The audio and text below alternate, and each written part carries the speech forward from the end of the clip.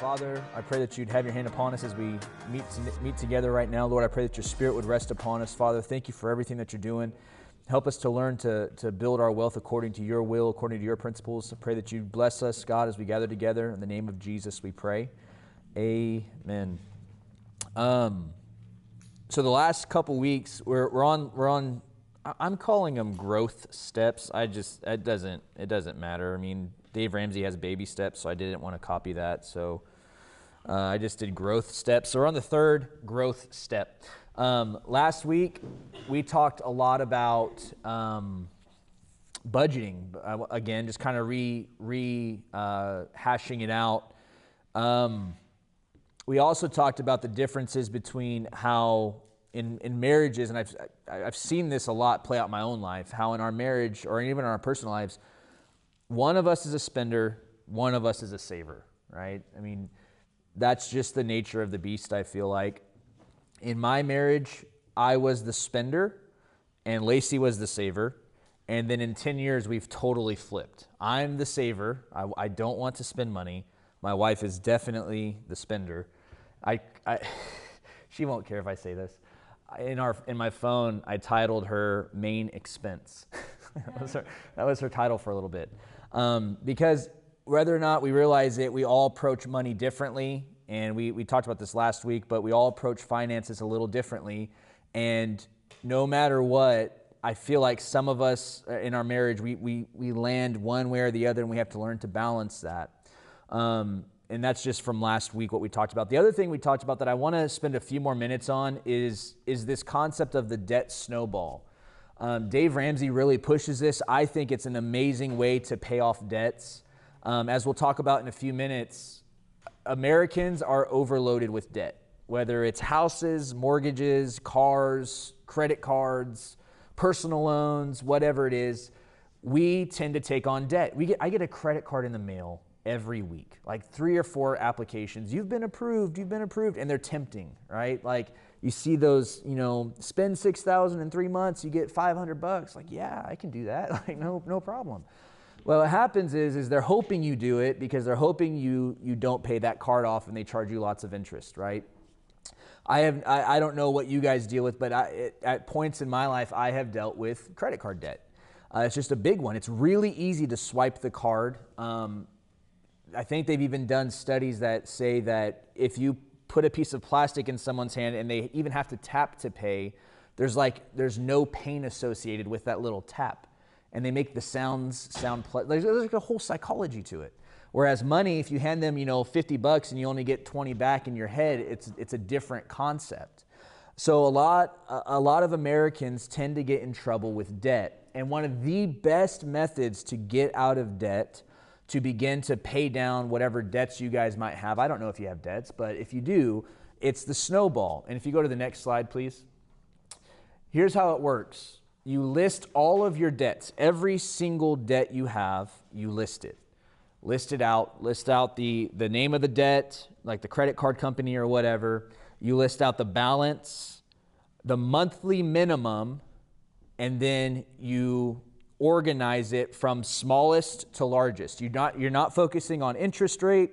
You're not focusing on who you had the longest, what card you've had the longest. Your literal goal is just to list it from the smallest balance to the largest balance.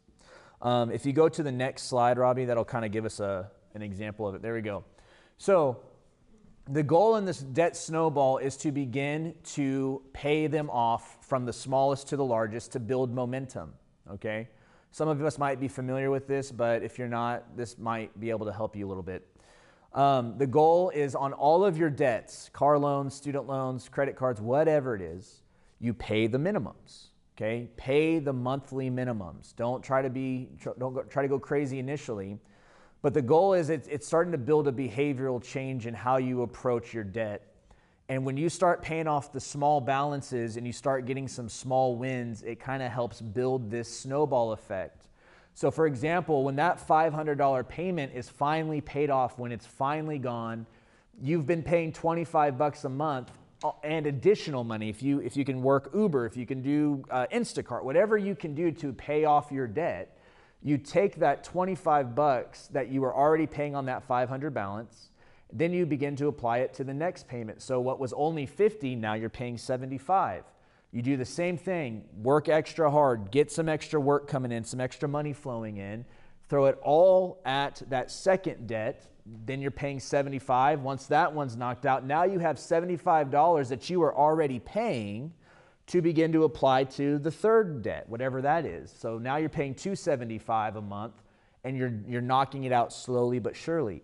My favorite thing to flip, I'm a flipper.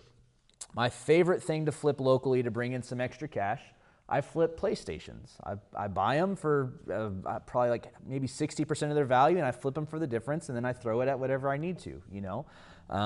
That's just what I've done, but there's 1,000 different ways to make extra cash around, and the more you make, the more extra cash you can do, the more you can throw it at these debts and begin to knock them out one by one. But the biggest thing with it is it's a behavioral thing. A lot of finances, a lot of the way we approach money is behavioral. And I don't know why it is. I think it's just we're hooked on debt. Now, I said this last week and I'll say it again. I'm not the anti-credit card guy. I'll just be totally transparent with you. I have them. I use them. I think that it used correctly, used appropriately, they have some benefits. They have some travel benefits. They have things like that. They're nice to have. Guys like Dave Ramsey, totally against credit cards for good reason, but I think they're not as bad personally. Now, you guys might have differences of opinions, but in order to get ahead financially in what I'm experiencing, what I'm seeing, is part of us, we have to let go of whatever that American dream thing is sometimes, right? Whether it's the newest phone, the newest car, and I feel like the majority of us here do pretty good. I don't know your guys' finances, but I'm assuming. But at the same time, it's really tempting to keep up with the latest stuff. I love tech. I love technology. I love it so much. I was fishing, listening to a podcast last week, and I dropped my iPhone into the Lake Springfield, and it's still there to this day. And I was in a hurry, and I was like, I have to have a phone for my work. So I went to Sprint or to T-Mobile, and I bought a phone right there on the spot. Didn't ask questions. I was like, I need a phone for work. I paid it, and then I was like, oh, that's a lot of money. It was like $1,400. I was like, you've got to be kidding me. I'm not paying $1,400 for a phone. So what I went and did is I just went online, found a website that's reputable. I found the previous generation half the price. So I sent that one back, bought this one, and now I'm sitting here with a brand new iPhone, half the cost. There are a lot of ways to be able to build wealth, to be able to grow, that don't involve us keeping up with whatever we think we have to. Whether or not we consciously think about it, we are constantly bombarded with advertisements of things, and it makes this feeling of I need that. And I'll use an example. There's that car company, the Volvo that we have the Volvo. They're really good at making you, like, in your head, you're like watching the cool person drive down the road, and you're like, man, I would look like that if I got that car. They're really good at that stuff because it's marketing. They're trying to draw your attention. They're trying to make you think you can get into this lifestyle or fit this lifestyle mold if you buy their thing. And going back to what I've kind of prefaced this whole thing with, a lot of our financial decisions are made because of behavioral aspects. We have to accept that. And if we're being honest, much of what we struggle with financially is because of our behaviors, right? If we're honest. A lot of how we buy things is because of our behaviors, for better or for worse. I love fishing. I'll spend money on fishing gear. I love I love books. I'll spend money on books. But the problem is when our behaviors overtake our spending, we get into trouble. Our ability to spend, I should say. When our behaviors and our wants and our needs begin to overtake what we can actually afford, we get into trouble with debt, right? And that's where these cards are so tempting, because it's this little piece of plastic that I can boop and have the item right away. And then before you know it, you wake up in 2 months and you have like an extra $1,000 or $2,000 on your credit card, and you're like, how did this even get here? Who's been there? I've been there. It like grows like weeds. You're just shocked, like that extra Taco Bell run, and then that extra. Our girls need shoes, so Lacey will put it on shoes, and I'm like, I'll open the credit card statement. I'm like, what happened? We just had this thing paid off. Why? Where did all this come from? Right? It's behaviors. It's behavioral, and if we can learn to control that behavior, or better yet, we can learn to put parameters on that behavior, we can hopefully get to a place where debt's not the problem, where we are cash flowing the majority of our purchases. And if I'm using what I've done as an example as I'm talking to you guys, the times that I have cash flowed transactions and purely focused on cash and not putting it on a card, it's just different. You end up with more money than you thought you would have because you're actually spending less. And the way to test that, in my experience, is what we talked about in the first lesson with getting into the envelope system, using cash envelopes. Lacey and I had an accordion folder. We had one written down for literally everything except our mortgage, our cell phone bill, or any of those fixed payments, anything that's fixed. Everything else we used cash for groceries, for what was the other stuff? For fun money, for laundry money. Anything that we thought had a varying expense, we used cash, and that has helped us tremendously over the years. Let's see here. Debt, that's what we're talking about. Go to the next slide, please. Just to rehash from the first lesson, this is what debt looks like in America. And if you're an American, you might be here. I don't know. Total household debt reached a record of 18 trillion. Average household debt carries 105,000, and that's not including your mortgage. I want to make that clear. That's cars, boats, RVs, credit cards, all that stuff. A 13% increase since 2020. Credit card debt rose 1.2 trillion with an average of 6580. And I was like, man, that's really low. That's a really low number, surprisingly low. Per account. 6580 per account. Now, if you're like me, chances are you've had 5 or 6 accounts. So that is per account. That's a big number. And that's a scary number because what it means constantly and consistently is that we are spending a lot on credit. Delinquency rates, a record 11% of credit card accounts are now only making monthly minimums, which we're talking about as a good thing potentially. But there's also an increase in delinquency in the payments because people put it on the card and they can't afford it. I'm not trying to take a hard line on this whole like anti-American dream thing. But if you are honest with yourself and you're realizing I am spending too much because of the access to this little plastic card, and you're waking up with regret of how much you spent, that extra Taco Bell trip, whatever, cut up the card.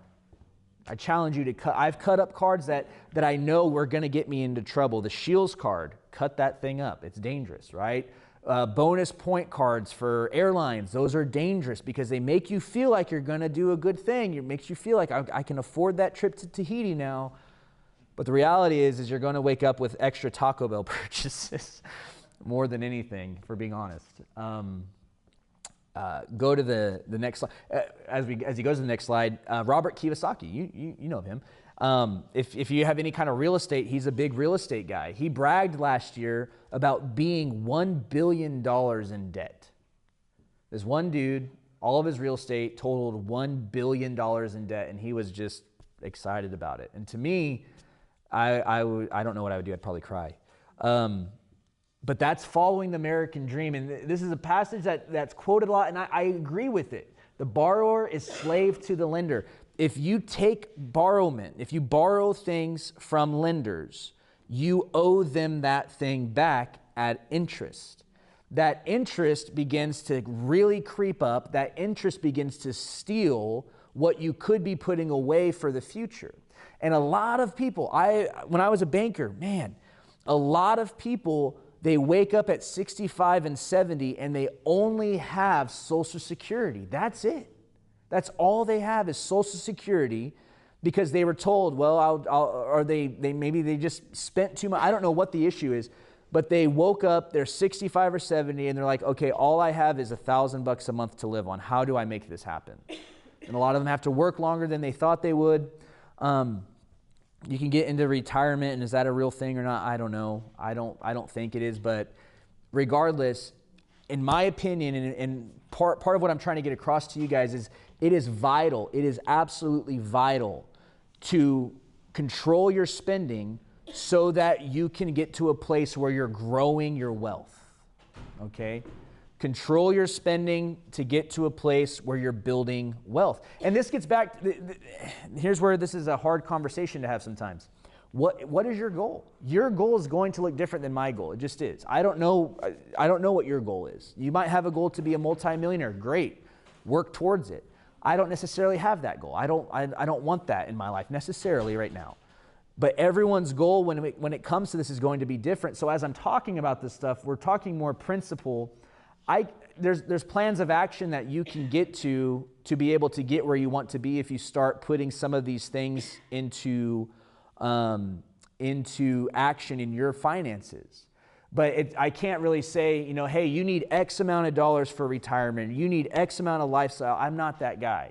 But what I really feel like is if you guys can get to a place where you're controlling that spending, and if your goal is to build, you are starting to control that into building wealth, it might alleviate a lot of the headaches and a lot of the pressures that you have in your life. I know for a fact when I've taken on debts and when I've taken on loans and things, there's just this immediate pressure. When you sign that little car note and you drive that car off the lot, there's just this pressure that they're like, oh, well, now I got to pay for it, right?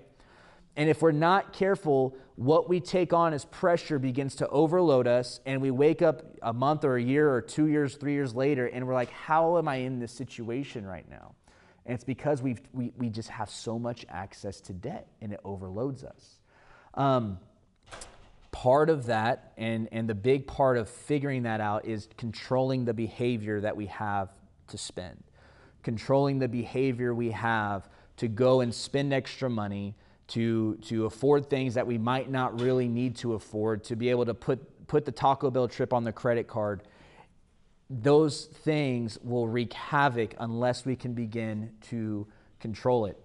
A lot of us, I don't know about us here maybe, but a lot of Americans, and I would raise my hand to this, have you ever felt like you're sinking when it comes to money? Like not sinking in money, but sinking when it comes to not having enough, right?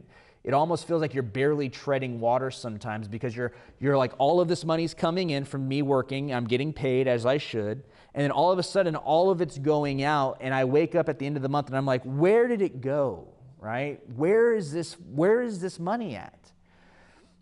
If you are not systematic, and I hate to say this because I know it's true in my life, if you are not systematically controlling your money, it will disappear.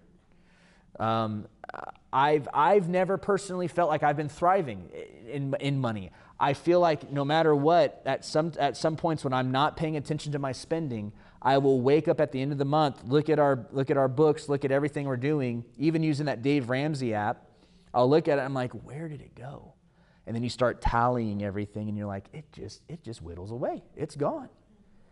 But if we can begin to put principles in our life of controlling that, in my experience and what I've seen, it will help. Because as we're going to get into next, the goal of our finances is if we can live below our means, we can then begin to build wealth. Okay, building wealth is a part of this. I don't think there's a problem with being a follower of Jesus and building wealth. I don't think there's a problem with having a pre-tribulation rapture theory and building wealth. If we're here when we retire and Jesus hasn't come back, we have money. If we're gone and before we retire and we have money in the bank account, well, someone else gets to use it. It doesn't matter, right? But I've heard horror story after horror story of people saying, well, bless God, the rapture was coming, I didn't put $1 away. It's like, well, it didn't come yet. You know, you could have retired, you could have been focusing on building the kingdom, but now you're having to work. And that's okay if that's your goal. If that's your goal, no judgments. But if your goal is to be able to get to a place where you can comfortably retire, where you can build wealth to the point where you can give to the kingdom to do whatever you feel like God's calling you to do to the kingdom, if you can control it now, it can help slingshot you to that place where you want to be. Amen? Yeah. We're going to talk about investing for a few minutes. Okay, that's the next part of this. Is if I'm just trying to follow the logical flow. If we can control our spending, if we can get all of these bad habits under control, if we can get our debts paid off, we can then begin to build. Okay, next slide, please. There are 1,000 different strategies when it comes to wealth building. Okay, I was a financial advisor. I am not a financial advisor now, but talk to one. If you have any additional questions, I can give you the outlay, but you guys have to make a decision that's best on you. There are a lot of options. There's a lot of solutions out there when it comes to building wealth. There's also a lot of risk. Okay.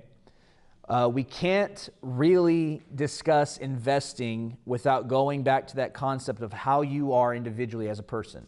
Are you the person that's out skydiving every weekend, or are you the person that's, fearful of all your money and you have it in your mattress?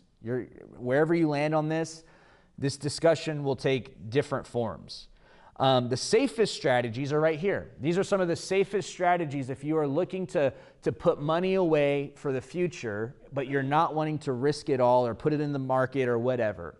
They're also the slowest options, okay? I've likened these to these are the race cars, okay? This is the race car, okay? If you're going to use a racing analogy, there's a lot of race cars, and then there's a lot of different tracks, okay? But if you're looking for the low and slow growth, say you don't like risk, say you're just starting to build, you're out of debt now, you've paid off all of your debts and you're wanting to start building, but you're not wanting to have the risk of debt or the risk of losing your wealth, these are some options. High yield savings accounts, most banks have them now. They're FDIC insured up to $250,000. You're looking at a rate of 4 to 5%. So on every $100, there's a $4 return. Okay, that's safe. That's on average.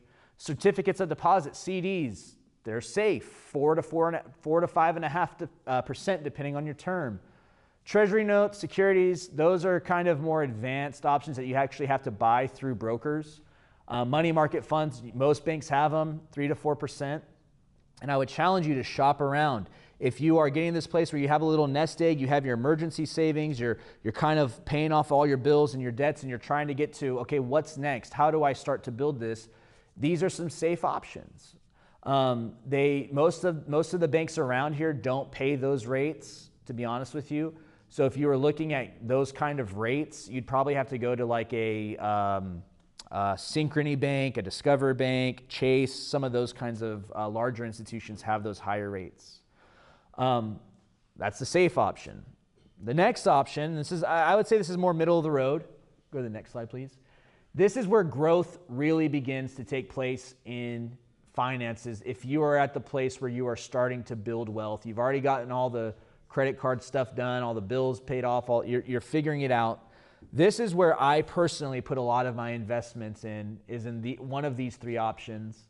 You can download, there's an app called Robinhood. Who's ever heard of Robinhood? It's a great app. You can download that app and open up an account and begin to invest pretty much immediately. The goal of your investing is just to grow it, right? That's the whole point of investing, is I want to take my $1 and I want to make it $2 eventually without touching it. You could throw it into an S&P 500 index fund. You can throw it into a slower moving. You can really blend your strategies and figure out what works best for you if you're willing to take a little bit more risk. And if you guys have questions about this stuff, come and talk to me and I can kind of walk you through some of these things. Balanced mutual funds, low to moderate risk level, 4 to 8% return. And here's the benefit of this is it's compounding interest, okay? I think Warren Buffett called compounding interest the 8th wonder of the world. So every time that $1 turns into 4, the next time you get a 4% return, it's not just on the $1, it's on the $1, the $104, right? And then in the next time you get that 4% return, it's not on the 104, it's on the 108. It begins to grow, and it has a financial snowball. And if you can put your money away into a fund paying 6 to 10% annually, I mean, we can do the math, but if you go to you can do a quick Google search, average market returns over the last, let's just say 30 years, right? 30 years till we retire, 20, 30 years. It averages 10% over the last 30 years if you throw it into the S&P 500. So every year, on average, you're gaining 10% of your money just for socking it away into one of these funds. Now, there's risks involved, like the market that just crashed earlier this year. That is a risk. You have to take those things into account. But if your goal is to get to this place where you're building wealth, these are some great options for you to begin to build and to put some of that money away into whatever you want. For example, for me, my business, I haven't gotten a paycheck in 2 months, right? I don't get paid every month. If I don't sell property, I don't get paid. I'm 100% commission. And so I have to purposely be socking away money so that I don't go and spend it all. It'd be really tempting to get the check, go spend it all, and then 2 months later, I have nothing. So I'm at this place where every time I finally get paid, I take 5 to 7% of those profits, and then I go and put it away into an investment account and let it grow. 5 to 7% in the investment, $500, $700, whatever it is, putting it away so that it grows, right? And that's on top of what I'm doing for what we'll talk about next for retirement. This is just to have money put away somewhere that it's sitting, but it's growing. And if I need it, I have access to it, but I'm trying not to need it, right? The more we can put away, the more it can grow, okay? The next slide. This is the racetrack, okay? These are the racetracks for retirement. And we'll spend a little bit more time on these next week for our last session, talking more about retirement. But if you're wanting specifically to discuss how do I build up money for retirement, these are the primary options that are out there in the market. If you're employed, you have access to a 401k, and I would highly, highly, highly, highly recommend you use a Roth 401k, okay? The reason that is because Roth money is money that you've already paid taxes on to Uncle Sam now. You have already paid it. So if that $10 that you invest into your Roth IRA or Roth 401k from your employer, if it grows to $1 million, you've already paid the taxes. You have no more tax liability. Uncle Sam can't come knocking and say, hey, I need taxes now that you're starting to withdraw this money at retirement.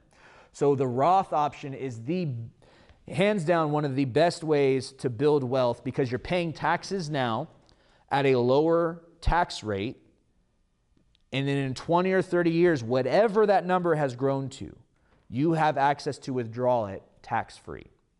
The next option is a traditional IRA. This is outside of your employer. You can have a Roth 401k and you can have a Roth IRA. You can do both, but you're capped at how much you can contribute to those annually. And we can talk about that later. The Roth IRA, once again, it's outside of your employer. The benefit of the 401k is usually your employer does a match, right? You guys ever get those little forms? Hey, I want to do a match on my 401k contributions, and they'll match it so it grows even more. But if you're not working for someone, you can do a traditional Roth IRA or a traditional IRA. And the differences with those, once again, is they're capped contribution limits. So they're capped at like $7,000 a year until you're 50, and then there's like a $1,000 catch-up, so you can do $8,000. But whatever those grow to, whatever it grows to, you have access to tax-free. That's amazing. If you're an employer, you can do a simplified employer pension, a SEP IRA. The contribution limits are at like $26,000 a year, or 25% of your gross, I think your gross income for the year. So there's options for self-employed people. I'm not pursuing that personally. I could, but I am throwing all my money into a Roth IRA. That's just what I'm doing right now. But going back to the purpose of this, I guess, and we can talk about the strategies later if you guys have questions. The purpose of this is, just be totally honest, it's up to you. What is your goal? What do you want? Do you want to hit retirement and have nothing? Or do you want to hit retirement and have saved a little bit? That's really your goal. Whatever number is the perfect number for retirement, I have no idea. No one really knows. Is $1 million enough? Not in California. Is $1 million enough? Maybe in backwoods of Oklahoma. You might be really good there. I don't know. But whatever you're looking for in this discussion, you really have to have this discussion with yourself. Okay, what do I want my older years to look like? And how do I chart a path there? Okay. As I said in our first meeting, I think it's something like 70 or 80% of people, when they hit 60, they tell themselves, and they actually continue to work. They try to work as hard as they can for as long as they can. They'll hit maybe 65 or 66, and a majority of people actually start to retire around 66, 67 because their bodies just give out and they can't do it. They'll be greeters at Walmart, which is great. That's fine if they want to be that. I personally don't. I don't want my last years being tied up greeting at Walmart. So I'm trying to avoid that. So I'm trying to plan now so that I can live below my means now, so that when I'm older, I can do whatever I want. I can build the kingdom. I can have Bible studies. I can do small groups. I don't have to be tied down. But if that's not you, that's fine. That's up to you. But if you are looking to get to a place where you're in control of your finances and you're building wealth and you're setting yourself up for a retirement that you want, whatever that looks like, controlling it now, stopping yourself now. What's that? Stop it. Remember that video from the marriage weekend that, was it Newhart? Stop it. All right. We have to tell ourselves that. We have to.